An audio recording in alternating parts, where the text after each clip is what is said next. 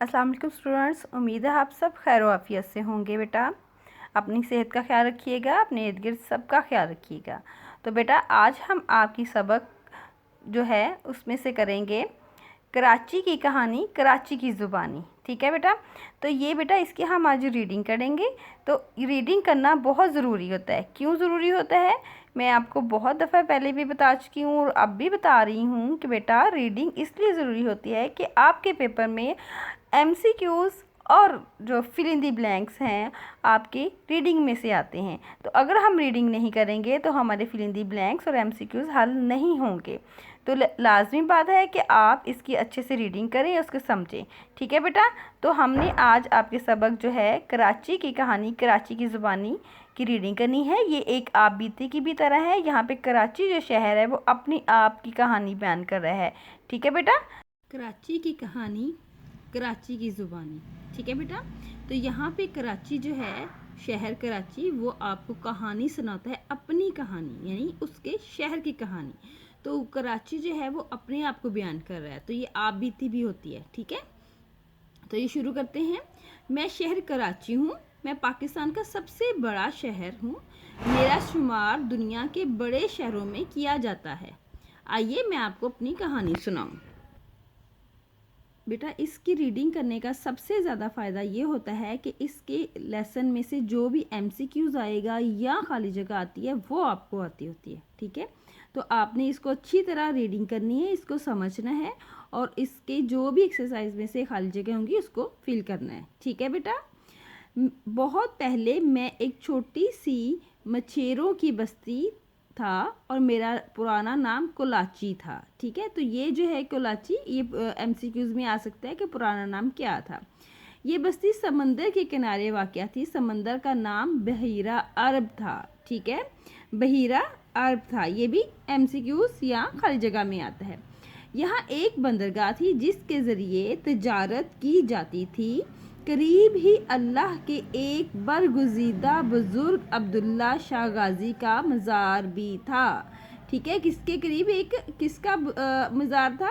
अब्दुल्ला शाह गाज़ी का। ठीक है, जो आज भी मौजूद है। ठीक है, और हज़ारों की तादाद में अकीदतमंद यहाँ रोज़ाना हाजिर होते हैं। फिर रफ्ता रफ्ता ये बंदरगाह तरक्की करने लगी और यूं में बस्ती से शहर बन गया।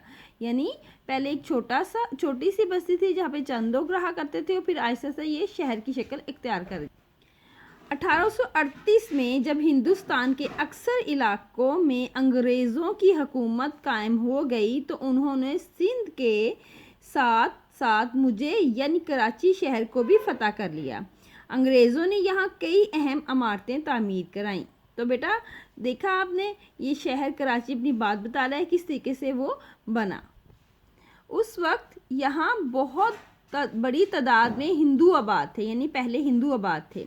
मुसलमान भी कसीर तादाद में थे। कसीर तादाद का मतलब ज़्यादा तादाद में होना। ईसाई और पारसी, ईसाई जो अल्लाह को मानते हैं लेकिन हमारे नबी को नहीं मानते, पारसी जो आग की पूजा किया करते हैं, के लोग भी यहाँ के बाशिंदे थे, यानी यहाँ के रहने वाले थे। बंदरगाह की वजह से मैं तरक्की करता गया और यहाँ की आबादी भी बतदरीज बढ़ने लगी, यानी आहिस्ता आहिस्ता बढ़ने लगी। मुझे ये फ़ख्र भी हासिल है कि बानिए पाकिस्तान, इनके पाकिस्तान को बनाने वाला। ठीक है बेटा, मैं साथ साथ मीनिंग भी आपको बताती जा रही हूँ ताकि आपको मुश्किल ना हो। कायद-ए-आज़म मोहम्मद अली जिन्ना भी यहाँ पैदा हुए और इब्तदाई तालीम भी यहाँ हासिल की।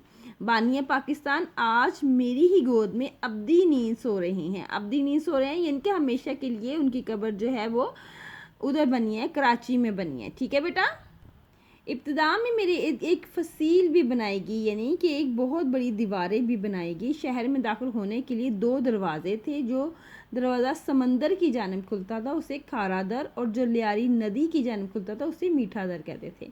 तो बेटा जो समंदर की जानिब खुलता उसके क्या कहते थे? खारा दर, और लियारी नदी की जानिब मीठा दर। यानी तो आपने ये याद रखना है कि जो समंदर की तरफ करता था उसे खारा दर कहते हैं, यानी खारा जो होता है बेटा नमकीन पानी को कहते हैं। तो जो समंदर का पानी भी नमकीन होता है, तो इससे आप याद कर लें जो समंदर की तरफ खुलता है वो खारा दर।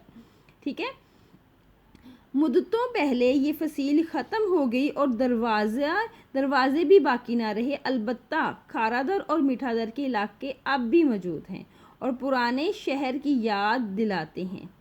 इन इलाकों की गलियां कदीम और बहुत तंग हैं। कदीम पुरानी और बहुत तंग है, यानी कि छोटी छोटी गलियां और गुजरने के लिए बहुत कम रास्ता होता है।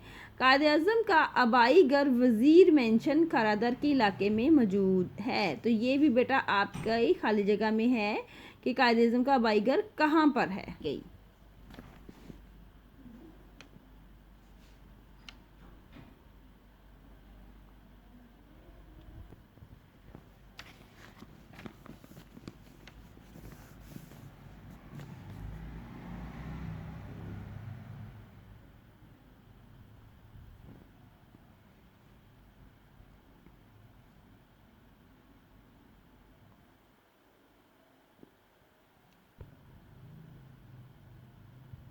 बेटा हमने एक्सरसाइज रीडिंग कर ली। अब हम इसकी सरगर्मियों की तरफ देखते हैं कि जो पहला सवाल था हमारा पूरा कंप्लीट हो जाता है। दूसरा सवाल आपने खुद करना है, यानी रोशनियों का शहर बनाने के लिए कोई से 4 तजावीज़ आपने देनी है। ठीक है, सवाल नंबर 2 जो है बहुत आसान है, रीडिंग मैंने कर दी है, उसमें से आपने करना है।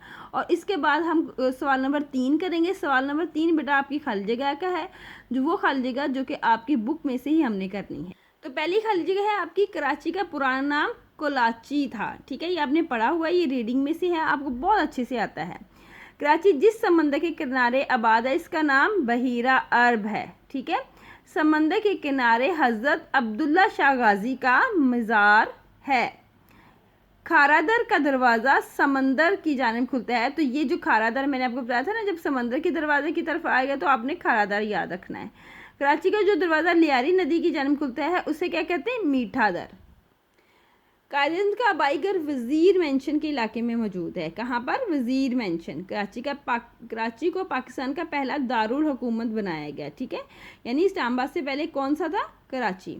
डैश की वजह से कराची शहर ने खूब तरक्की की, बंदरगाह की वजह से। सन 1968 में दारुल हुकूमत इस्लामाबाद मुंतकिल हो गया।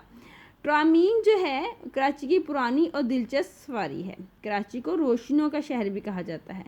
कराची को अब छोटा पाकिस्तान भी कहा जाने लगा है। तो ये था बेटा कराची की कहानी, कराची की ज़ुबानी आपने देखा और इसकी एक्सरसाइज को भी हल किया।